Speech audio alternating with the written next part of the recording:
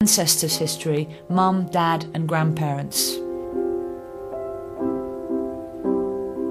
The house has sadly now been emptied and is in the process of being sold. Mementos from our childhoods were left in the garage and the attic, so we took a trip down to collect them. I have known Sheila since I was 12 years old, but sadly since my father died she will only communicate with the family through a lawyer. This devastates me.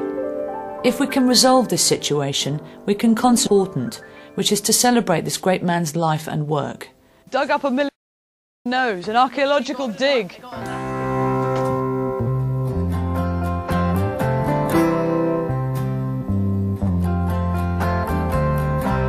Easy now, easy does it. Don't you let it get you down. Ain't nothing but darkness descending, rain never ending. Ain't nothing but a world gone cold. But don't you know, when push comes to shove, still we fall in love. Still we fall in love. And we're free to fly, free to fly, free to be whatever we want to be. We're free to fly in our wildest dreams.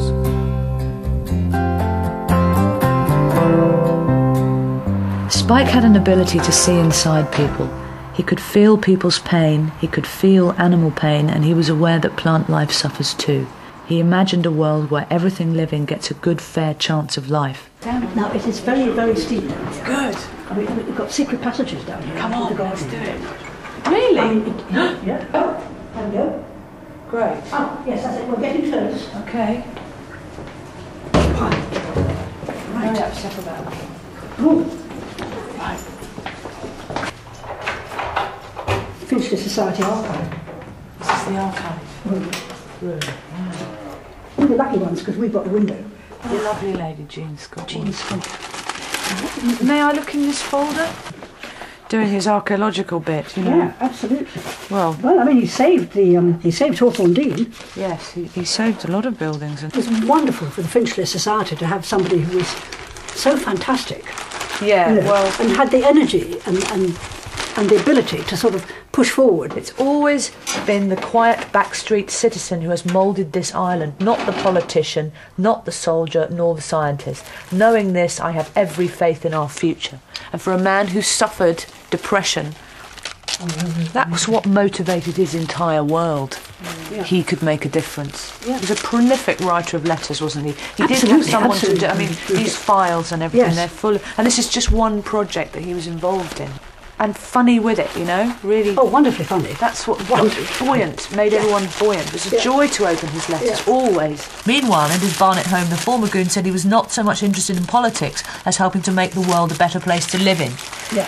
But you have to be someone in authority before people start listening, he observed.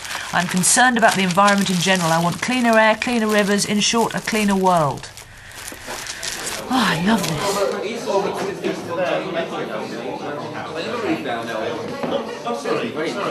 That's great, thank you. As the family, we always have him in our hearts and our minds, but it would be wonderful if his energy could be out there, you know, in the form of a statue. Right, now a question from Our Lady of Lourdes. Did Spike used to test out his poems, reading it to you before selling them worldwide and copying? Yes, it was a lot of pressure. I remember.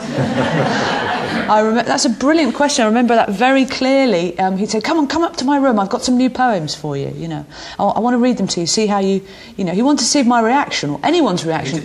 Yeah, anyone who was passing by, really. Anyone on the phone would do. You know, it's like, right, let me try this out on you. You know, sometimes you'd really have to try and laugh when you didn't understand what it was about, because a lot of his poems, I was a little girl, so a lot of his poems were quite complicated. His humour was quite deep, and it took a little while to get it. But the kids' stuff, I was the testing ground, yes, for his poems, which was great for me, you know. As a little child, as young as the people here, the young journalists here, I would be walking around my house going, "He's falling in the water." Everybody did, you know, everybody said that. But he made a dedication in one of his children's books, his wonderful children's books for me, and he wrote in it, in the human race today, you came last. Those guys, when he went in the room, he lit up the room. And we both shared a great love of animals and animal protection. And he asked me if I would stand outside Australia House with him because they were going to put a dam in Tasmania and water would be rechanneled and thousands of animals would die. So I got dressed up very somberly for the occasion. It was a very serious occasion.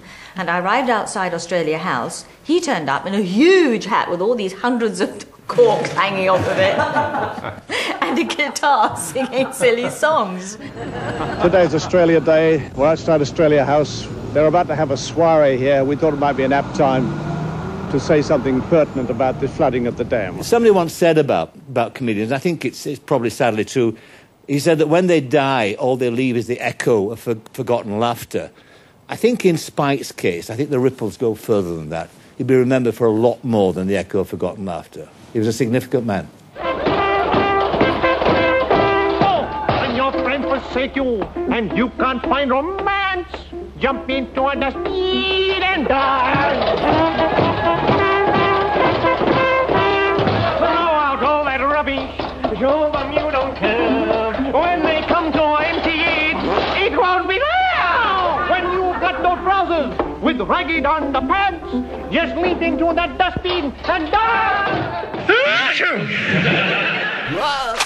Actually, what's happening right now is that I need my medication. I'm going. No, it's not me. It's not me. It's you. It's not. I'm letting. Welcome.